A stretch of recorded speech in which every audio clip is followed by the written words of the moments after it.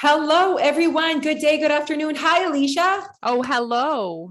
This is Jane A from Your Way Weight Loss. You know what? Sometimes I think about changing our name. I know we've talked about this, and I'm like, because like some podcast titles or titles, I guess, are like so catchy, like very podcasty, like the pod of something. Like I'm like, oh, but we have to have Your Way Weight Loss because that's always what we come down to. So I know we have to have that.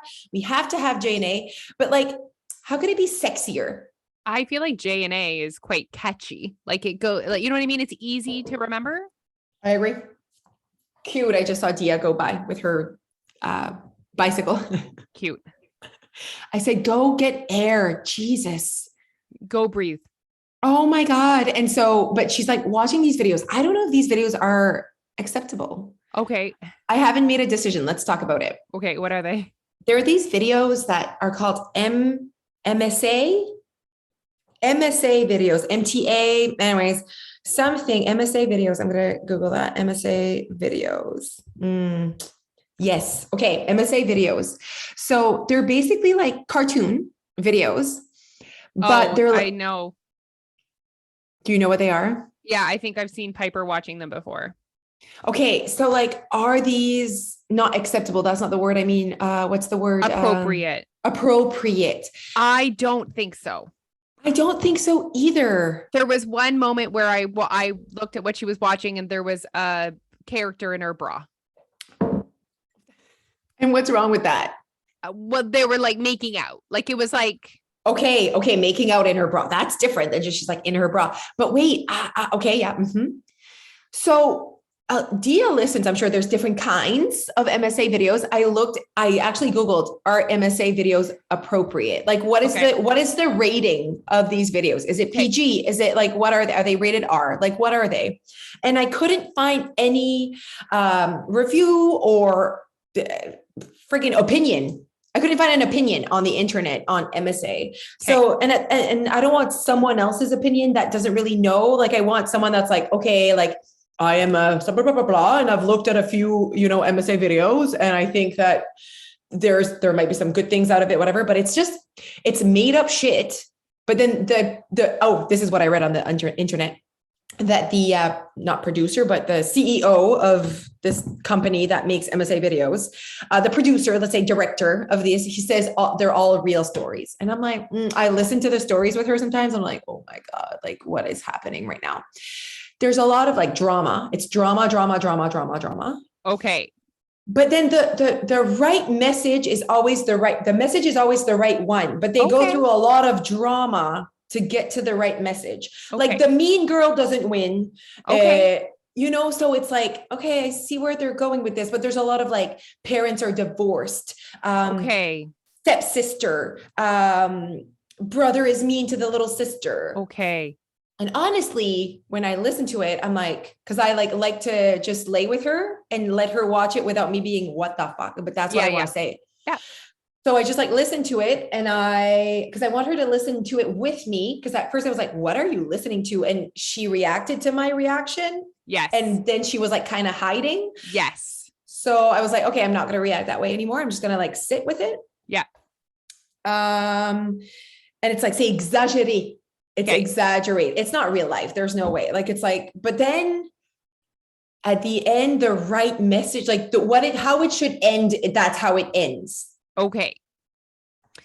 She's obsessed with it. She's obsessed. She like listens, like she like loves to watch the videos. Now I do like her doing that more than playing Roblox or like, it's like, I don't know what I want her to be doing on the iPad, but I need her to be on the iPad. Yeah. Yep.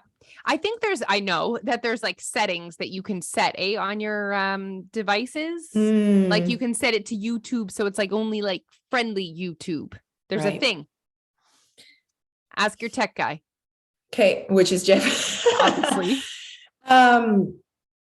There's like, and also like name calling. So I'm like, I would never want her to behave the way they're behaving in the video. Yes. But then I think it's good that she is exposed. to that behavior Yeah. so that she can be like, I would not behave that way. And sometimes she's listening it, and I'm like, you wouldn't behave that way. Like we wouldn't talk that way to whatever. She's like, no, like, I'm just like, it's entertainment. It's entertaining to them. And imagine like what we watch that we wouldn't do that, make those choices, or we wouldn't behave that way, but it's entertainment. Like we watch shitty shows that like we would never like behave that way or do those things, but we like being entertained. It's entertainment to her. I see it. I'm watching the little boy across the street. So who's like maybe 7 mowing his lawn. Oh my goodness. It's like really intense. Like it's so cute. I'm going to like take a video. And if I remember, I'm going to post it the day that we report this podcast. He's so cute. Oh my God. Jeff would like never. He can barely push the thing. At that age, they just want to help, huh? Cute. Yeah, Dia was washing. She's like, oh, daddy daughter time. I'm going to go wash the car. Whatever. That's nice. Yeah. Because he's like, oh, I'll say goodnight. I'm going to go wash my car. I'll come back when it's time to go to bed. She's like, oh, turned off her iPad. And it's like, I'm coming with you. So that was really, and I would like to trust her. It's so hard right now. I'm struggling. It's hard. I'm struggling. I don't know if I'm doing things right. It's hard, and you know what's the hard part? No one can tell you on the internet. You need to decide that for yourself. And it's like, do I wait till it's like too far, too late? Can I be proactive, but is proactive the right decision? Do I wait and trust to see that she is capable to be the human I want her to be while watching these videos? Holy shit, huh? It's deep. Do you have these thoughts? Do you worry about these things? I don't worry about that. No, I don't my kids do not spend a lot of time on a device. Yeah. So that's just the way it is in my house. I've chosen that route. Also my girls have each other. Girls have each other. So like, you know what I mean? When they are not on their device, like they were in the playroom playing Barbies. Exactly. They have like a forever friend. Yeah. Whereas like, I don't have that. Clearly the easiest child alive, and he's still rocking the Lego. Like he still wants Lego for his birthday. Yeah. He loves Lego. He loves Lego. It's like Dia is like that. I just like, even Noah doesn't like, he just like doesn't say, although he's 4, we can't like talk about Noah, but like I feel like Dia is different, and like she like grabs on, like she like really she goes on TikTok, and then she like creates the dances, and like it's literally, and I could be like, you could be like, oh, I'm not creating self-awareness here, like your kid is addicted, but like I just feel like it adds value to her life. Like I like, and at the same time, I don't have another option for her right now. Like I'm working, you're home. I don't know what else to do with you. So I'm like, go outside, do something, go see the neighbor if they want to play. Go breathe air. Exactly. Poor thing. Usually when you do push them out, they're fine. Do you know what I mean? They just sometimes need that little push. Yeah, exactly. So this afternoon, Noah's turning 4, right? Yes. Okay. How's it going with his crib? Oh, it's going really well. You know that he doesn't like, he can get out now, right? Oh, he gets out? Yeah, but we took down like one side. It was coming to the point where he wanted to get, like in the morning, I'm like, just get out. Like you can get out and come see us instead of me getting out of my bed. He doesn't get out though until he like yells, mama. And then I'm like, you can get out. But then I gave him permission. So sweet. So I'm like, if you see the sunshine, like through the rideau, it means it's morning. So you can get out of your bed. So he gets up at like 7. And sometimes he just stays there and lays there. He's like, not like, yeah, he's easy. It's going well. He likes his little bed. He did not want a big bed. So that's fine. And at least I can give him access to getting out of his bed. That's what I wanted to give him. Just access to leaving. Zero rush. Yes, exactly. So he's doing fine. He's doing great. He's still rocking the train life, and like, just like he's, you know what I mean? You got years ahead of you of the train. Of the trains? Oh Absolutely. My God. It's so cute. We watched the other day, the kids did a Toy Story movie marathon, and it was like a rainy day, and they watched all 4 Toy Story movies. Oh my God. All of a sudden, Alfie was like, I want my Toy Story toys. So like I had kept them in his memory bin because that was like the first thing he was into. So I went in the bin, and they were all like, I had all of them. I had like Bo Peep, I had Jessie, I had Rex, I had Woody. They were happier than pigs and shit. Oh, that's amazing. I love that. Yeah. I love that. So that my story is keep those things. Keep those things. Dia's always never been a playroom kind of person, whereas Noah is like, I don't even like see him. And he's like, just like in his playroom doing his thing, loves his playroom. We'll walk downstairs and be like, see you. Tell me when we need to leave. I'm going to go in the playroom. Dia's never been that way. She's just always been more like being alone with us and like just wants to have another body with her. If she has friends over, then she'll play. But if she's alone, like it is what it is. Anyways, That's my story right now. Wow. That's your story. And keep us updated on what you decide and how you feel. And that's a tough. And I think probably so many other parents can relate to, especially in the summer, figuring out that balance of how much screen time, what they're actually watching, how much control should you take over it? How much control do we give to them? These are difficult conversations.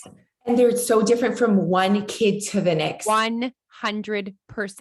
Like every kid is different. So that's why you can't look at what my family does or what I do with one of my children and apply it. Like it has to be your way. Yeah, it really does. Your parenting skills, your parenting way. Exactly. Yeah. So I'm just like, sometimes I'm like, is she too young? But I know it's not age, it's the kid. Like you can't look at the age. It's like the kid itself, because like every kid is so different. Like people would have been, when they saw me in Florida, when Dia was 4, she was just turning 4 that summer. I was pregnant with Noah, where we did a 2-week trip with just her and did the full Disney experience. And everyone's like, oh my God, like, okay. So I thought maybe my kid was too young. I'm like, oh, don't look at the age, look at the kid. Yes. Not every 4-year-old can stand in line. Not every 4-year-old is into this vibe of crowds and heat and like, so don't look at the age of my child, look at your child. If your child is a cranky, annoying child at a festival, it's going to be super annoying. He doesn't know it's Disney. He doesn't care. Like you need to know that, like, you know what I mean? Mm-hmm. And don't expect your kids to be like, thank you so much for bringing me to Disney and spending $1 trillion over here. Like they do not know that. So you're doing this for you. Like 100%. Mm-hmm. Yeah. I don't get you Disney people, but we can coexist. Oh, absolutely. Absolutely. Okay. So good. Because we're talking about kids today, talking about children and hunger. Yes. So we kind of touched on it on the last podcast, and I was thinking about how you were talking about like asking your kids if they're actually hungry. And there's kind of 2 things that sometimes we do with our children that I don't think we're doing them any favors when it comes to teaching them because essentially, don't we just want to live in a world where we listen to our hunger? Like, wouldn't that be an amazing world? I think a lot of our members would love to have that skill. Right. And it's almost like we're born with that skill. And then we F it up. We F it up. Absolutely. Whether it's our environment and our parents contributed to that, whether it's, what we had access to or didn't have access to, whether it's all the diets we started doing, but we F that up at some point. Some people never F it up, but most of us do F it up at some point. And I think about how sometimes we're so focused on the rules for the kids, even more so than ourselves. Like what did Neil do? He brought the kids to McDonald's and he let them get whatever they wanted. So they got a Big Mac meal and a side of nuggets. Obviously I'm into this. This is literally my order. Did they get a Diet Coke? So they get home and like, I know them, they must be stuffed. So I don't offer them supper that night. Like I do not offer them supper. It gets to be 6:30 and one of them goes, did we eat supper? And I was like, are you hungry? And they said, yes. I said, could I make you a smoothie? And they were like, yeah. So do you know what I mean? I was like, I knew that they shouldn't be hungry for a while. So why don't I let them ride that out? I see what you're saying. And I do think that I think that you and I have like different, like obviously the way we like feed our kids is different, but like, and I think that adds up to the conversation as well. Like, as in like people will enjoy how we like do things differently. But I think that piece though, we're on the same page where it's like, I will ask, like, I know when it's like, you're hungry right now. I can tell. And I know what you've eaten so far. And I like yesterday, poor Dia. So we only got to lunch and the lunch took forever. And like, I'm like, you only ate a piece of toast. And I asked you to bring a snack. She did, but she didn't want to eat it. And she was feeling sick in the car. She's like, oh, I feel sick. Like, can I put the window down? Obviously my nightmare. So I was like, you're clearly starving. She was pale. And I was like, you are hungry right now. When the rice and the fish arrived, you should have seen her, poor little thing. Okay. And I was like, we're going to order you a drink. At least you'll get something in your belly, like whatever. Yeah. So that was hunger. But then like, I knew she had eaten a fish and chip with rice, and then some candy, like all afternoon. And that was at 2 p.m. Yeah. Like she didn't have an afternoon snack at 3 p.m. No, you know what I mean?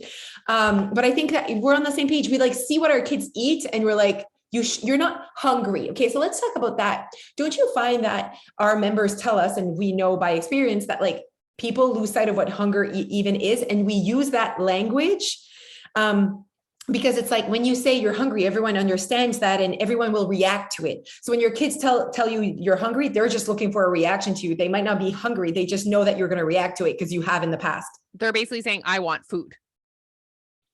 And this is hard for me in a sense, because my face is a trigger to my children for food.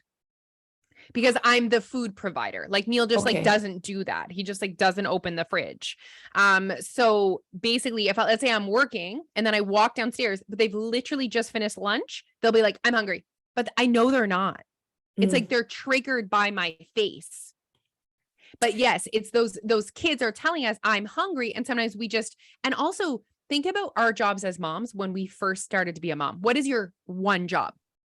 To feed them and to put them make to sure bed. They're not hungry. And how many of us that are listening to this who had children were worried that their kids weren't getting enough food at the beginning of their life? So that's how we begin our lives as mothers. And some of us still like hold on to that, even though our kids can use their words, even though they can go into the pantry, we're still almost like holding on to that. Like, but what if they didn't eat enough? Like, what does that even mean? Exactly. And I think that it all starts with most of society. So these people like you and I raising children themselves struggle with their relationship with hunger. Yeah. And so, and have probably not felt hungry in a very long time because society is dealing with an epidemic d'obésité. So like, it's that cycle of like, this is how I feel. So, and I don't know if you're like that, but sometimes I'm really hungry and I'm like, you must be so hungry. Absolutely. Or if I'm full, there's not a chance you're hungry. Absolutely not. You're not hungry. I know. It's so interesting 100%. That happens. Okay. Even though they maybe haven't eaten the same as me. I know. So one thing though, for me is just, I don't care if you're eating or not eating. It's not about like, oh, feeding them, not feeding them. It's not about their weight. This is not the conversation, you guys. The conversation is the language being used. And I'm like, you just finished a meal. So when it's literally after you just consumed food, a meal, you're not hungry. Maybe you're not full. Maybe you want more, but don't use the language, I'm hungry. Because I think if any time they want food, they think they're hungry, it really doesn't create a good relationship with what true hunger is. You know, like sometimes Dia after she's like, oh, I'm hungry. I want popcorn. Popcorn is a thing here at night. And I'm like, I don't think you're hungry because you just had supper. So there's no way at this moment you're like so hungry, but you just want popcorn because that's our routine. You have popcorn, we sit, we watch a show. So like you want popcorn because there's a show. Just say that. I want popcorn. Don't say I'm hungry. I just don't use your hungry. You're not trying to change her behavior. You're trying to change her language. I love that. That's what I do. And I'm the same. Like there's times where, again, same here. If we're watching a movie, the kids are like, oh, can we have movie treats? And I know sometimes they're not hungry for movie treats. So it's just like acknowledging that. And there's a time and space to eat even when we're not hungry. Let's be honest. If we try and live in a world where we only eat when we're hungry, that's not reality. I think it is like, it's all the way you approach it. Like well, first of all, I had someone, a member told me that she is still dealing with like trauma from her mom, really pushing her to lose weight. Her mom saying like, close the fridge, for tu maigris. Like, you know what I mean? Like that for me is like a big no, but of course you do you and you're within your own walls and these are your kids. But like, that is something that I definitely don't want to come out of my mouth if ever like, and I do believe that my mom, like even so I was the overweight kid, right? And my mom only approached the subject once I approached the subject. And I think that's a good way to do it is just always be there to listen. And even if you have an opinion that your kid maybe is overweight or according to you should lose weight, that is not up to you. They are their own person. I know you're their parent, but you have to realize that they have to create their own life right now, you guys. And I'm learning that in my the content that I'm taking in. And there's tiny spaces where there is organic opportunities to have conversations. And when your kid kind of opens that up, don't shut that down. Like, use that as an opportunity to kind of have a conversation. To listen. Phoebe had a moment where she was talking about her body. Phoebe's so aware of her body and what it looks like. Yeah. And she said that she was embarrassed about the way her thighs looked in her shorts. Isn't that so sad? At her age. It's not even like what she's taking in from the world. It's just like, she is just so aware of her body and what it looks like. She's also like, I shouldn't say not what she's taking in the world. I watch her in public and she just watches people. Like, she's looking at the teenagers. She's looking what they're wearing. She's looking at the size of their body. Again, like we talked about, every kid is so different. So I just said to her, look at mommy's thighs when she sits down. This is what a body looks like. And then we talked about what the job was of our thighs. And it was like, obviously a heartbreaking moment that my not even 8-year-old is aware of this. However, I grabbed that opportunity, talked about what our thighs do for us, talked about what's common for a body and their thighs, and we moved on. And I will just continue to take small opportunities, whether it's about food or whether it's about the way her body, or whether it's about hunger, to have those conversations. Yeah. Oh, because I'm thinking about me and my intentions behind talking to my mom about my body and how it started when I was, 12 or 13 and weighing over 200 pounds. Like, it started with me, just like Phoebe, like I was into fashion. I was into shopping. I was into how I looked. I was into that. And my mom wasn't like shoving that away, because I am into that. And you always say, like, Piper's not into that. You know what I mean? She's not. So, it's just different. Yeah. And she might be later, like nothing stops her from being into how she looks when she's 16, but sometimes it's just sooner. And we shouldn't, again, it's not the age, it's the kid. And I think that maybe for Phoebe, it's going to be sooner. Just like for me, it was sooner. It was like 12, 13. My mom could have been like, you're fine. Like, we'll deal with this when you're like a little older and more mature. But what if I am mature? What if I'm the kid that's the 12-year-old that can handle this conversation and that can handle change?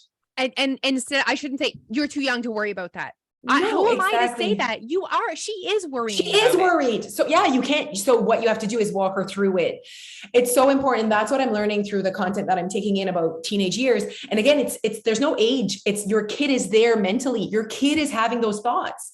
And so you shouldn't be like, you're too young to worry about that. They are worrying about it. They're talking to you about it.